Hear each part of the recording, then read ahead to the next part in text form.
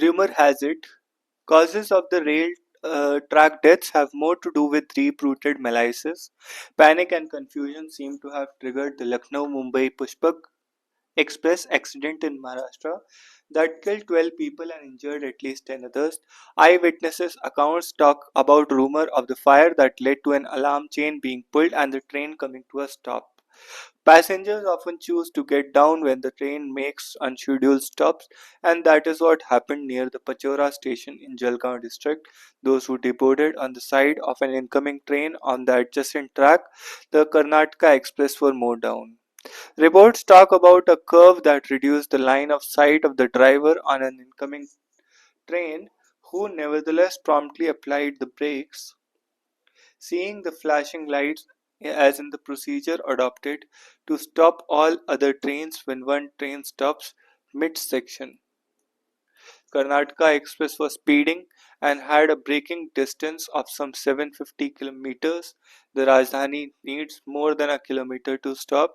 It could have been worse had the brakes not been applied promptly, railway officials have been quoted as saying. Passengers deboarding a train and facing a danger is not uncommon either. Auto doors that can be opened and closed only by railway personnel, a feature of the Vande Bharat and Rajdhani trains, may need to be fitted in general trains as well. Such doors come with their own logistical challenges, such as requirement that door locking system of each bogie matches with the rest, but it may well be worth the cost. The panic shown by the passengers is a typical response in India and is seen in stampedes. In 2017, a flower vendor on a rail platform bridge at Elphinstone station in Mumbai apparently complained in Marathi of her flowers falling, which commuters misunderstood to mean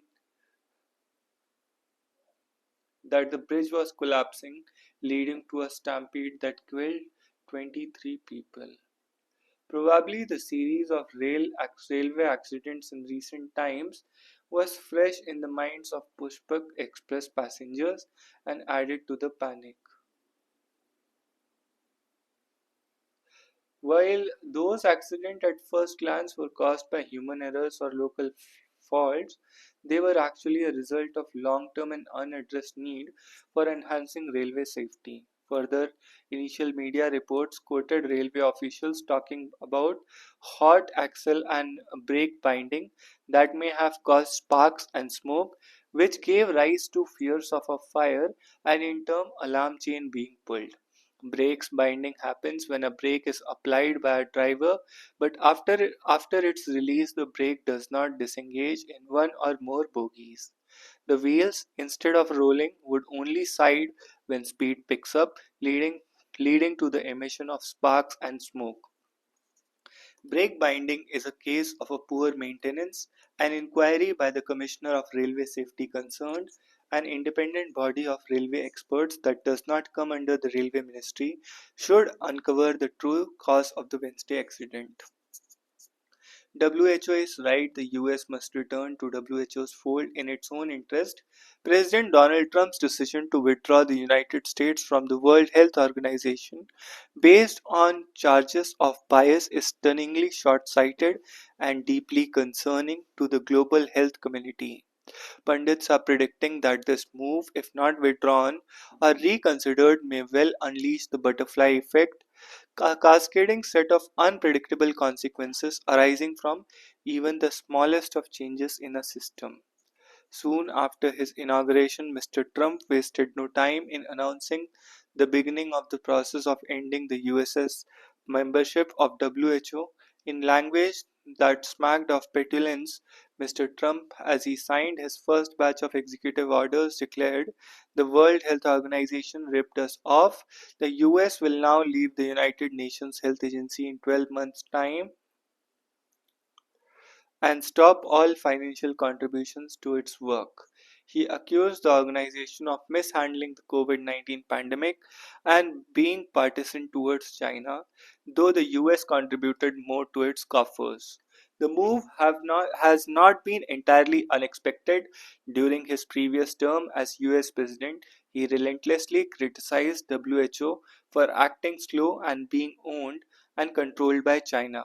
In 2020, he initiated a move to halt funding to WHO, though it was scuppered as his term came to an end. Why is the withdrawal of the US significant? For starters, Mr. Trump is right. The US, which is a founding member of the WHO, is also its biggest financial backer, contributing around 18% of its overall funding. Withdrawal of these funds will seriously impact health programs being implemented across the world, including interventions for HIV/AIDS, tuberculosis, and eradication of certain infectious diseases. WHO is also involved in ensuring equity of access to life-saving drugs for peoples across the world, building stronger health systems, detecting and preventing disease outbreaks. If Mr. Trump could set his petulance aside, it would be clear that global health does not operate in silos, and neither a stern countenance nor physical boundaries can keep pathogens out of one's own geography. If any lessons have been learned at all from the COVID 19 pandemic, it is that no one is safe until everyone is safe, and that collaboration among nations and open sharing of data and technology are essential and tackle pandemics. WHO has reached out to the US hoping that it will reconsider its decision and engage once again with it. As fantastic as it may sound, medicine is no stranger to miracles of science, and health community hopes one more will restore the US back to WHO's fold. India's winning road to end TB. Last year, tuberculosis emerged once again as the leading infectious disease killer globally. The goals, that is, end TB, targets 90% reduction in TB deaths, 80% reduction in new cases, and zero TB affected families causing catastrophic cost by 2030 seem to be a distant dream. Tuberculosis as last year, tuberculosis emerged once again as the leading infectious disease killer globally. The goals and TB targets of reduction 90% reduction in TB deaths, 80% reduction in new cases, and zero TB affected families facing catastrophic cost by 2030 seem to be a distant dream. In 2018, India extended the highest level of political commitment for the cause by pledging to achieve NTB targets on an accelerated timeline by 2025. However, the COVID 19 pandemic was a huge pushback to the efforts. According to the World Health Organization Global Tuberculosis Report 2024, India continues to lead the global TB burden, 26% of cases, and is also a hub for drug resistant TB, DRTB, and TB deaths. While ambitious policies and initiatives are rolled out from the national level, the ground reality in India needs to be better understood to translate them into effective interventions. India's National Tuberculosis Elimination Program clearly defines the high risk of vulnerable groups that are at a risk of contracting TB and developing adverse outcomes. Dr. Pavitra Mohan, pediatrician and founder of Basic Healthcare Services, an NGO, working in South Rajasthan, says we get around 1,000 persons with TB in our clinics every year, and many of them have severe lung damage owing to fine dust inhalation from mining and stone carving. They are at a risk of TB due to contributory factors like silicosis, undernutrition, overcrowding, and uncontrolled comorbidities like diabetes. Migrant workers have also an added disadvantage of poor access to healthcare facilities. Dr. Mohan says they prefer to go back to their native place if they fall ill, and hence it is not easy for the healthcare delivery system also to keep track of their treatment. While a lot of attention is being paid to tackling undernutrition among persons with TB, a host of other contributory factors in each geography needs to be addressed, requiring multi-sectoral action. TB is a curable disease with effective and free drugs from NTEP, National Tuberculosis Elimination Program. A significant achievement for India is the treatment initiation in more than 95% of notified cases. This was possible over years by establishing exclusive procurement and supply chain system for the NTEP. However, in 2023, there was a countrywide break in the supply chain. It still continues in many parts. Shortage of key drugs in the centers, many of which are unavailable in the open market, left the beneficiaries and their families in a struggle.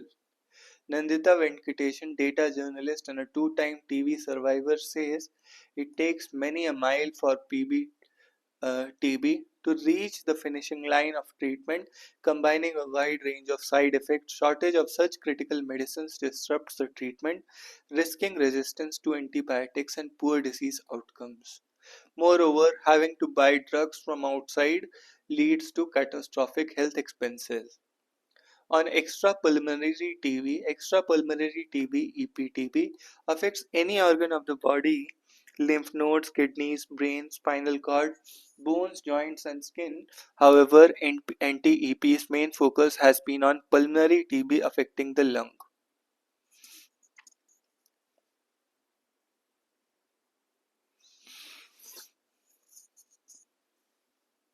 As it is most common and transmissible. The share of EPTB is about 24% of the notified cases, but with wide geographical variations. It is often missed or delayed from being diagnosed due to systems which are vague and mimic other diseases. Deepak Chandra Bhadani, a surgeon working in rural Chhattisgarh, says doctors in Indian settings should have a high index of suspicion for TB in the cases they see. Proper history taking through clinical examination and simple tests such as pus staining from a non-healing ulcer can help diagnose TB. But sadly, we wait for expensive advanced tests just to start treatment and depend heavily on specialists to diagnose, leading to substantial delays in advanced disease. He lays emphasis on the training of general practitioners to pick up EPTB at the earliest and the need to sensitize frontline workers and integrating EPTB into their screening algorithms. A study by Daniels and colleague in Mumbai shows that only 35% of the private practitioners and 75% of the government doctors could correctly diagnose a patient presenting with classical symptoms of TB. Dr. Vasundhara Rangaswamy, a microbiologist working in rural Chhattisgarh, says the reluctance to notify the disease further impacts diagnosis as private practitioners prescribe antibiotics and refer without any diagnostic test. TB is an area where guidelines are updated quite frequently. However, studies done by Shah and colleagues and also Hiremath and colleagues show that shortage of adequately trained human resources is a major challenge affecting implementation of NTEP. Dr. Rangaswamy says molecular tests are expensive and often take time to access as they are mostly available only at district level. Results take time due to the heavy workload and shortage of trained staff. In effect, patients have to travel and incur more expenses. The CB-NAT uh, and Truant machines are not available at many places district level, and very often when a machine is available the lab technician will not be there, and if the lab technician is there, cartridge supply for the test would not be there. The staff pattern with the NTEP does not meet the growing demands, with most now having more work. Ownership at all levels is essential to make programs work. Idukki district in Kerala collaborated with Kudumshri on one of the largest women's self-help group networks in the world for their TB elimination efforts. This resulted in widespread community participation and advocacy by government leadership levels created a huge impact. It helps us achieve our targets and sustain the activities, says Dr. Sensi B, former district TB officers of Idukki district and current assistant director Kerala Health Services. She says advocacy by political leadership helps in providing platforms for cross learning from best practices across geographies, but program implementers will have to go beyond their routine work scope to achieve this. While the chances of ending TB by 25 look bleak, there is some hope. India's case notification reached the highest level, and deaths due to TB declined by 24% as compared to 2015, which is way more than global decline. The administrative levels of NTEP are designed to adapt to innumerable contextual challenges.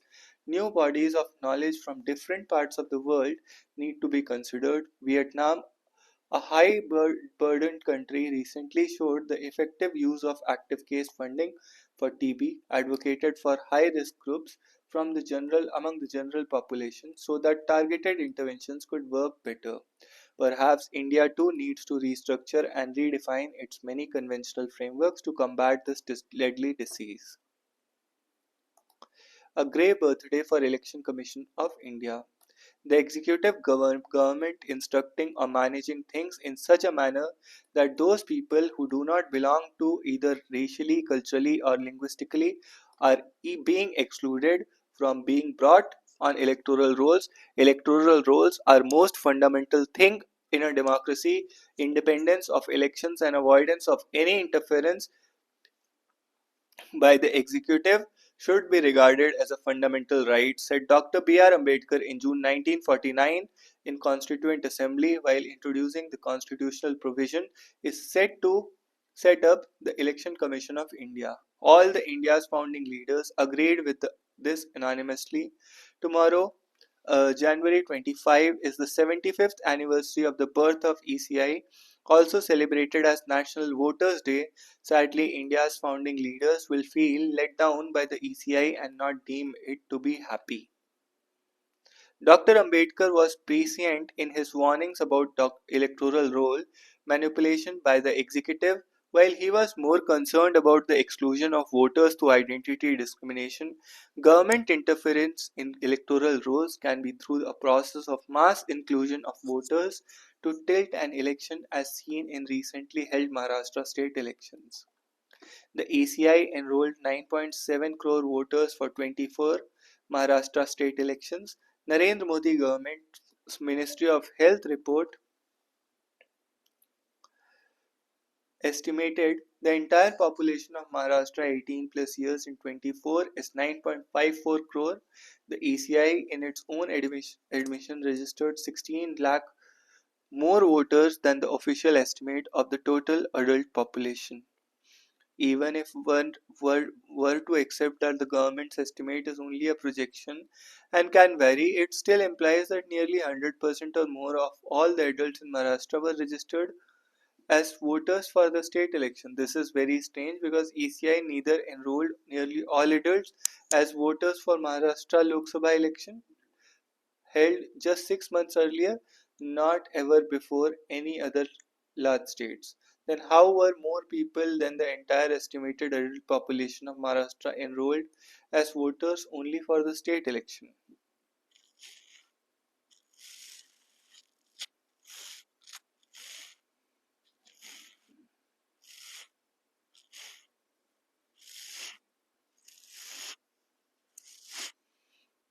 This is because 48 lakh people were registered as new voters in the just 6 months before Lok Sabha and state elections. For contests between 2019 and 24, 32 lakh new voters were enrolled. In other words, 50% more people were enrolled as voters in just 6 months vis-a-vis the previous 5-year period. What led to sudden intriguing rush by the Maharashtrians to register and vote in the state election alone? Clues emerge upon careful analysis of the outcome. BJP-led Mahayuti alliance gained 72 lakh more votes in the state election compared to the Lok Sabha election. One would logically presume that this gain by the BJP alliance was largely due to voters that voted for the Congress-led Maha Vikas Aghadi alliance in the Lok Sabha election, who then shifted allegiance to the BJP alliance for the state election. But that is not the case. Only 24 lakh such voters moved away from the Congress alliance between the two elections. So, where did the BJP alliance get its remaining 48 lakh votes for the state election? It is not even the case that BJP alliance got its remaining votes from other parties and independents, since the group 2 gained more votes in the state versus Lok Sabha election. It is then rational to impute that 48 lakh people who may have not voted in Lok Sabha election enrolled themselves as new voters for the state election and voted for the BJP alliance. Astonishingly, ECI has confirmed officially that it enrolled the exact number 48 lakh people as new voters for Maharashtra election. Is this a miraculous coincidence, a case of divine intervention, or executive interference? Dr. Ambedkar had won 75 years ago. What explains the sudden rush of new voters in 6 months for the state election? Are they real voters or the ghost or were the documents verified? Regardless of one political affiliation to a rational mind, it is amply evident that there is something amiss with the electoral rolls in Maharashtra election. Perhaps there are sincere answers to these questions. If so, is it not logical to expect that the ECI to release all the data in public domain and issue clarification in a transparent manner? But the ECI is conspicuously silent and arrogantly dismissive of these questions. A counter, which includes one uh, by the Chief Election Commissioner, is that if there was such a large scale addition of dubious or ghost voters, why were the opposition parties with their war rooms not alert to catch this in time? This is duplicitous way to absolve the ECI using the line of a political party's organizational efficiencies. It is unfair and illegal to add vast numbers to dubious voters to influence the election and its outcome. It is ECI's constitutional responsibility to run a fair election. This is why India's founding leaders entrusted an independent ECI with the responsibility of preserving India's electoral sanctity and not to be reliant on political parties. The Maharashtra incident reveals the importance of using Aadhaar to unghost and deduplicate electoral rolls. Of course, not even a single eligible citizen has been denied his vote. An appropriate backup process can be evolved for those whose biometric verifications fail. The sanctity of electoral rolls is of supreme importance and is the foundation of India's electoral democracy. Aadhaar verification of electoral rolls and voting is their birthday cake that ECI must be given to preserve and strengthen India's electoral democracy. Is poverty being underestimated in India? Last month, the government released fact sheet of the 23-24 Household Consumption Expenditure Survey, which recorded a decline in poverty in urban and rural areas. Over the last few years, policymakers and academics have debated the issue of incomparable data sets, the unavailability of data, and definition of an adequate consumption basket to determine poverty line. Is poverty line being underestimated? How do you define poverty? Is poverty being underestimated? We had a stable definition of poverty from late 1970s to 2005. We started with the expenditure required for sustaining a minimum calorie diet, expenditure required for maintaining a minimum calorie diet, expenditure required for maintaining a minimum calorie diet, and that used to be updated every 5 years using National Sample Survey Office data. When the NSSO started the whole exercise, its estimates of private expenditure and those of national accounts were very similar, so there was no controversy. But over the years, their estimates diverged so much that questions came up about the accuracy of the NSS data. Then the government appointed the Tendulkar Committee. At the same time, the NSSO started experimenting. When the NSSO started the whole exercise, and those of national accounts were very similar, so they were now, but over the years their estimates diverged so much, questions came about the accuracy of NSS data.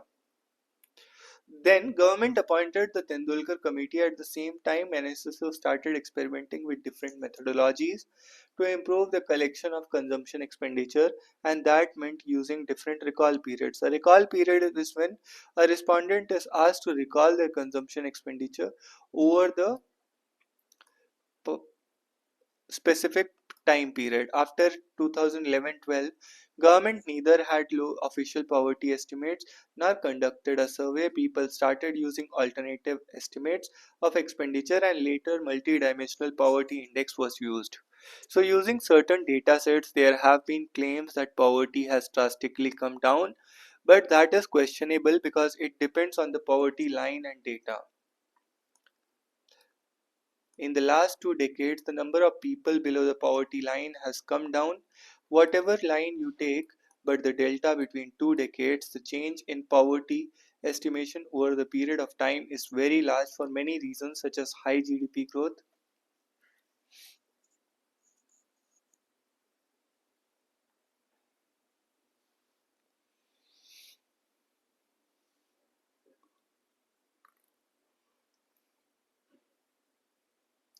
In the last 2 decades, the number of people below the poverty line has drastically come down. Whatever line you take, but the delta between 2 decades, the change in poverty estimation over a period of time is very large for many reasons, such as high GDP growth, increase in public expenditures through a number of flagship programs, and an improved public delivery system. In addition, we have the National Food Security Act, which covers nearly 80 crore people. So, saying that people still live in poverty, it would be extremely counterintuitive if that is happening. Initially, while defining poverty, we were talking about calorie consumption alone. Now that definition has been broadened, and that is way to go. If you use Tendulkar line or Rangrajan line, you might get different numbers, but the change between two rounds in both methods would be more or less the same and close to 17% or 18%. Dr. Rangarajan himself estimated that poverty was close to 10% based on 22-23 survey. With recent fact sheets, I wouldn't be surprised if poverty would have come down further to single digits. What are your concerns over household consumption expenditure data? Over the years, there has been a divergence between NSSO per capita household consumption expenditure data and those from the national accounts. Some of the issues were because of the recall period. The NSSO started experimenting with different recall periods. While it has set a 7 day recall period for certain items, it set a 30-day period for others. But these estimates could not be compared with previous consumption estimates, which had different recall periods. We had the uniform reference period, where we had 30 days of recall for all items, and the mixed reference period using 30 days and 365 for other goods. Then Dulkar estimated poverty based on MRP. Then we had modified mixed reference period, 7 days for food items along with 30 days and 365 days for other items. This gives you the higher estimate of expenditure because your recall is better. If you use the higher expenditure distribution on a lower poverty line, which is what many researchers have done, naturally your poverty goes down. Rangarajan has suggested a different methodology in his committee report, but the government did not accept that. In fact, in the last 2 years, NSSO has made a further modification by visiting households in 3 sittings instead of one. This way, data reporting is better because respondents get more time and can recall better. The current methodology we still give us higher expenditure, but if you use this data on older poverty line, your estimates will come down. Very few people have tried to create a new poverty line for the NSSO's new methodology. This is a major gap. We need to improve the methodology. We cannot go with a URP because some expenditures would not have been made in the last 7 days or the last month. Right now, we are looking at a slightly broader aspect of consumption. If you look at the fact sheet, food articles constitute less than 50% of the total consumption basket. So it shows that we are not spending on food items alone, and we are looking at other services required for the household. In that sense, there is a need for us to re-examine this with the old methodology. The present criticism with the estimate that suggests a decline in poverty by over 17% between two rounds, I would say is what say that whatever poverty line we use, the decline in the numbers of the poor between 2011-12 and 23-24 would be closer to 17% or more. What do we know about poverty in rural and urban regions? The data show that rural and urban differential in consumption is actually coming down. Rural areas rural areas are doing better, but the idea of rural area that we have based on the 2011 census so a significant portion of the rural areas is basically urban or peri-urban in character. Earlier, food expenditure used to be the major component of rural expenditure, rural consumption patterns, but 22-23 data show that substantial number of items are the same in urban and rural areas now, which means rural consumption has actually changed in terms of diversity. We need to put a statistical base in place, including a census, so that we know what is rural and urban.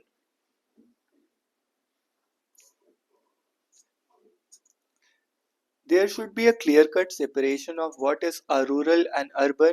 If we decide to shift peri-urban to urban areas, I think urban poverty would have declined much faster than the preliminary estimates we have now. In any case, at the aggregate, we see a sharp fall. We see a sharp fall in the number of poor, but in terms of consumption, we have to look at public policy interventions. Where do you stand on an upward revision of the poverty line in India? A research paper by the Foundation for Agrarian Studies used the Rangarajan methodology. They estimated around 25% poverty. I'm not clear that just updating a poverty line in that fashion, we would have a definite estimation, but we need to have some agreement on the methodology, and the government needs to stand behind that. That is unlikely to happen. With the United Nations Development Program laying down $2.15 a day as a poverty line, even their estimates suggest poverty was just 12.9% in 2019. So I don't agree with 25% figure that Dr. Mohanan is quoting. A research paper by Foundation of Agrarian Studies, they estimated 25%. I'm not clear that they're just updating a poverty line in that fashion. We would have a definite estimation. While the UNDP laying down $2.15 a day as a poverty line, even the estimates suggest poverty was just 12.9% in 2019. So I don't agree with 25% figure. Niti Aayog's estimates also don't support that number. However, I agree with him that we need to have a clear-cut methodology for poverty line estimation, but at the same time we need to stick to a single poverty line. There have been some criticisms against Niti Aayog's multidimensional poverty index. UNDP's index has 10 indicators and India's index has 12. Is this criticism valid? The UNDP has one methodology for all countries. It is only a framework that suggests what needs to be part of your consumption basket, but it is left to the countries to customize that methodology. Broadening the basket is the right way to do it. We have the right added bank accounts and maternal health to the 10 indicators that the UNDP includes in its index. I'm not sure about that because multi-dimensional poverty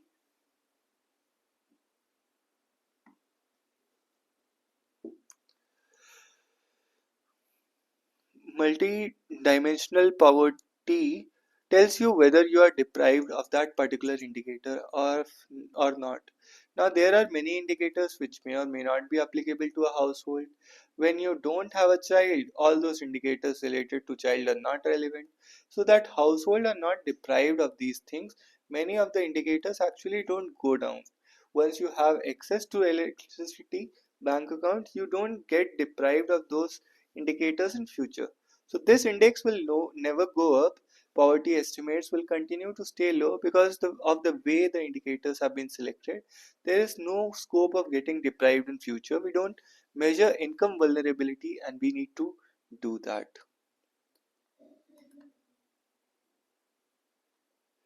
The importance of the critical review.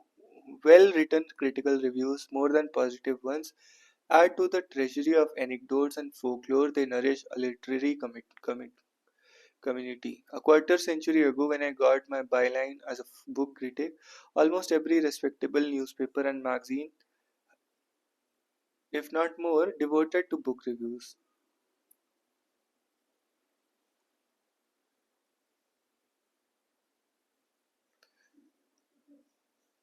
Saphead objectivity.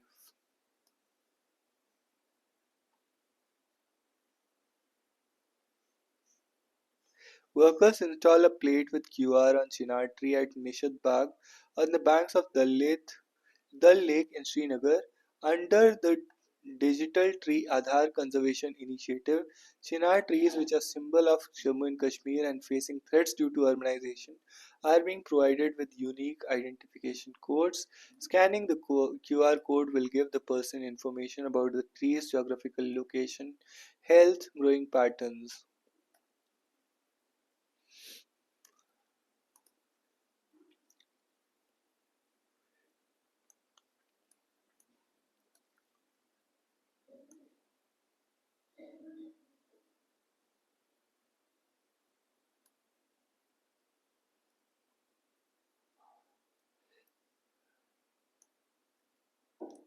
Funds to be raised by IREDA via qualified institutional placement 5,000 crore,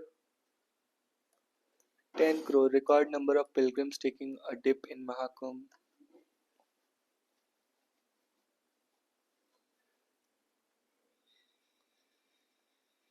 Is France influence in West Asia over? Why did Chad, Ivory Coast, and Senegal uh, ask for a withdrawal of French troops? What did withdrawal signify for Europe's warning influence in Africa? How did Russia benefit from this? On January 1, Ivory Coast President announced that French troops would withdraw by the country of, by the end of the from the country by the end of the month.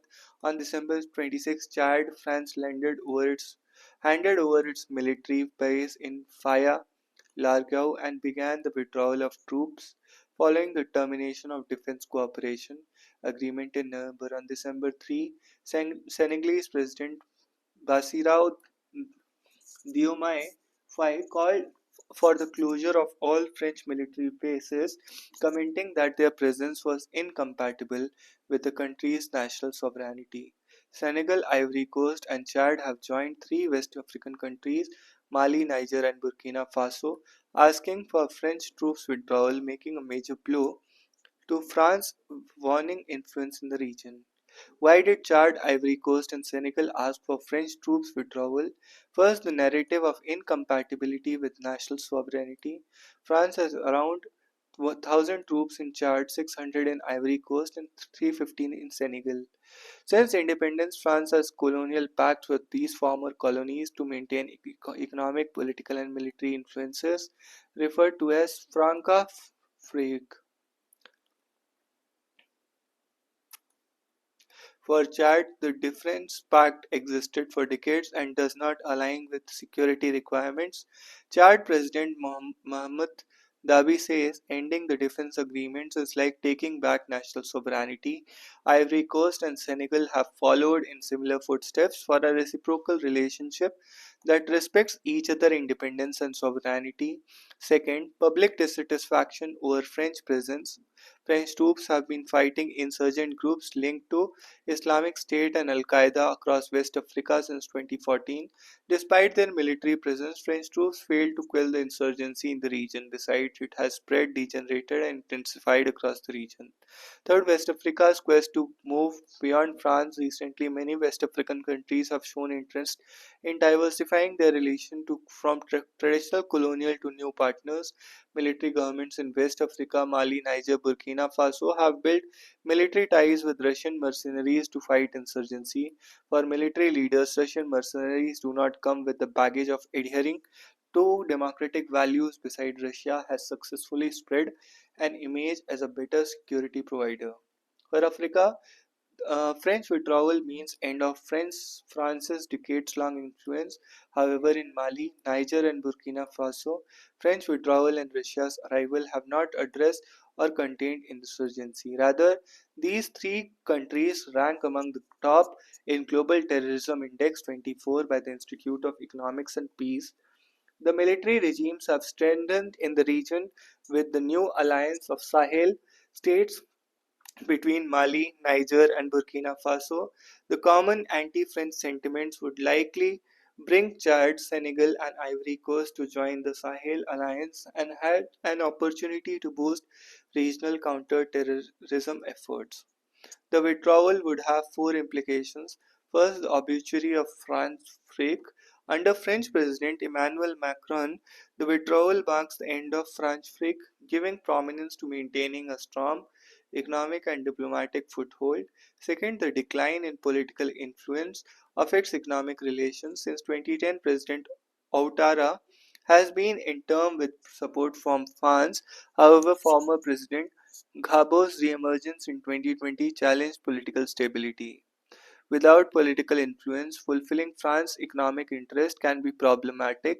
Third, a waning military presence would impact international reputation. Military has supported pro-France African leaders to maintain political and economic stability.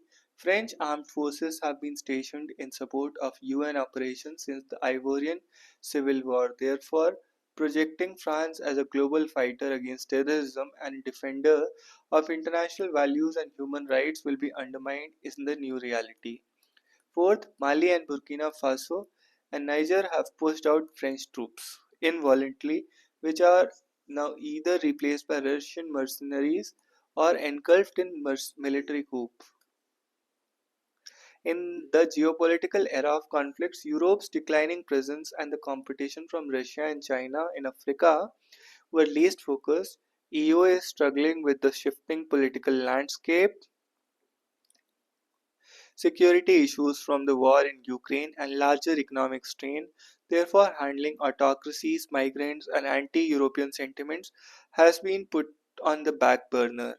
In the last few decades, Germany, France, and the UK have called down their development funding, leading to increased military coups and greater involvement in external actors. To gain a political and security presence in Africa, Russia has filled the military vacuum. To gain the political and security presence in Africa, Russia has filled the military vacuum. While China asserts its economic influence through the Belt and Road Initiative, the European Union's trade surplus has declined by 15%, from 55 billion euros to 35 billion euros in past 22 to 23. In comparison, China maintains a surplus of more than 70 billion euros. Militarily, Russia has benefited from the troop withdrawals. Whether this will change the right-wing governments in Europe is worth asking. The 24 manifestos of these parties can be useful in this regard. Their policies are more security-oriented in managing borders and migrants rather than being economically driven. In coming years, Europe's foreign policy approach will be more inward-looking, with few EU members looking to expand markets into Africa while facing competition from China. West African countries are moving away from traditional colonial ties with France, seeking partnerships with global powers for security and economic cooperation. Chad, Ivory Coast, and Senegal requested French troops withdrawal, citing incompatibility with national sovereignty and public dissatisfaction over France's failure to curb insurgencies. France's withdrawal marks the end of Francafrique, diminishing its political, military, and economic presence in Africa, while Russia and China continue to expand the influence of the region. How does Trump's 75-day order affect the TikTok ban? What led to the banning of TikTok in the US? Can the president override a ban upheld by the court? On January 20, after taking over the 47th president of the US, Donald Trump signed an order that gives TikTok 75-day lifeline. Short video sharing platform went offline for US based users just a day earlier following a protracted legal and political battle. The controversial law protecting Americans from Foreign Adversary Controlled Applications Act, signed by former president, aimed at blocking apps controlled by US foreign adversaries from operating in the country. It specifically targeted TikTok, owned and controlled by ByteDance, a Chinese firm. Goal is to prevent potential threats to national security from apps that may be used for espionage, data collection, and other harmful activities. Under the law, some apps controlled by foreign adversaries can be prohibited from being distributed, maintained, and hosted in the US. Qualified divestiture, meaning they can be sold or restructured in a way that reduces foreign control. To enforce the ban, the US Department of Justice has been given the authority to investigate and impose penalties. Mr. Trump has noted that the timing of this enforcement is problematic as it doesn't give his administration enough time to assess the national security risk posed by TikTok. While a sanction of legal experts may recognize the broad authority granted to President under the Constitution of US in matters of national security and foreign relations, others will raise concerns that Mr. Trump's order could undermine Congress's authority to legislate. Another way of looking at the order is through the lens of political expediency, given the popularity of TikTok. What lays beneath David Lynch's unique approach to cinema. David Lynch's evocative style, marked by surreal imaginary and unconventional storytelling, reveals a deep understanding of gendered existence.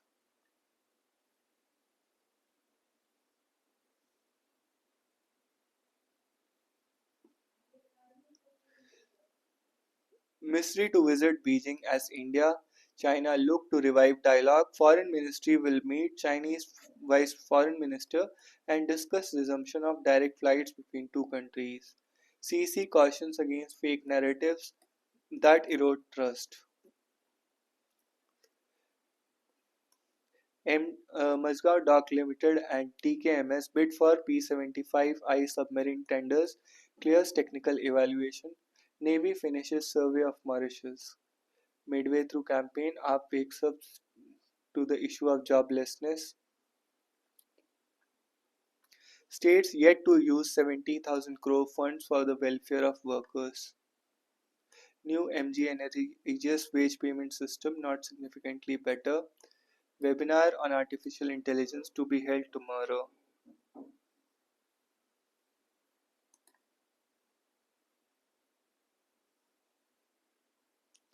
Stung by Pooja Khetkar scam, government amends civil services exam rules. DGCA suggests phased implementation of new norms for pilots from July. NHRC orders new inquiry into hiring by Foxconn.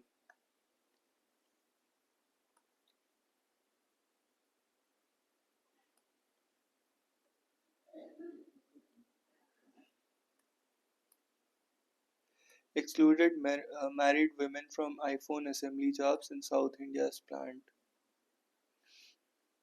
Meta secures NCLT relief from CCI's WhatsApp diktat.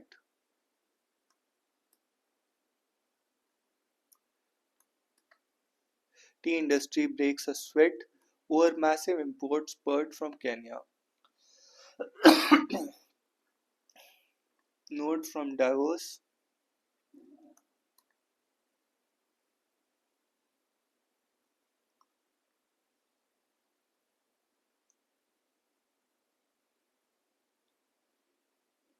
Putin is increasingly concerned about status of Russia's economy. Domestic economic activity has been strained in recent months. Trump tells Davos elite to invest in US or face tariffs. South Korea investigators recommend Yoon to be charged with revolt. Anuja nominated for Best Live Action Short Film at 2025 Academy Awards. Short film.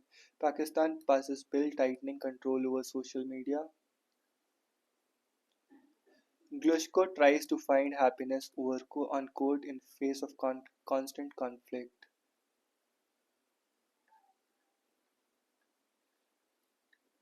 Arshdeep, the hidden dangers of Rhodamine B, a global and local perspective.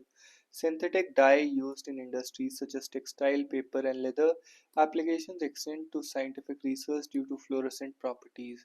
Used in consumable products and is fraught with health risk. Study to determine how many people use life jackets. Fire rumor by tree seller triggered Jalgaon tragedy. Iron Age kicked off in 4th millennium BC in Tamil Nadu. Stalin.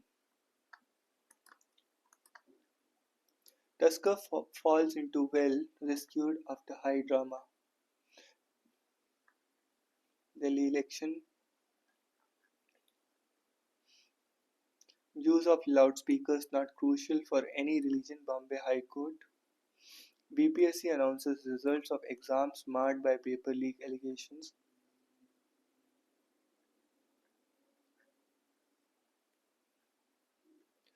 Drought, debt, and death in Maharashtra. In states Marathwada region, farmers struggle with many stressors. In 2024, there were 800 suicides in just this area, leaving behind women and children who bear the brunt of poverty and stigma.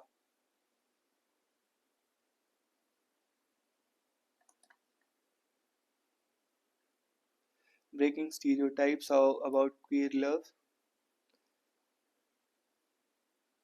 the many hues of blue.